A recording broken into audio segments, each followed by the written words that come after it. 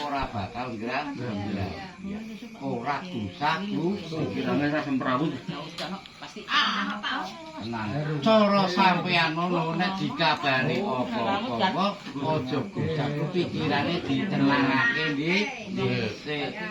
Disentosake nggih. Dhisik. Apa ora? Aja kagetan. Aja samosi. Kuwi termasuk wis nanggon iki. Paham?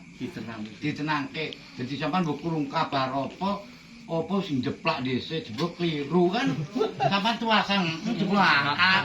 Angel. Payah dhewe. Rongsong dhewe.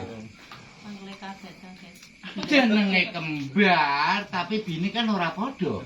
Walaupun satu kampung. Misal contoh ame ora nyinggung sapa-sapa iki urusan dhewe. Misalnya krungu A bin B, krungu A bin C. Nek tak jenenge wong kan ora apik ndek perkara.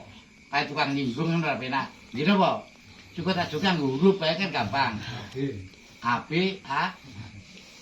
Lah krungu kabar A kok kiye ngono kuwi misalke. Kae nang apa? Kampungnya podo, RT-ne podo, tapi kan bini kan ora podo. Tua sawis nange guling, jebolos Paham ora? Mula kan pikirannya kudu ditenang.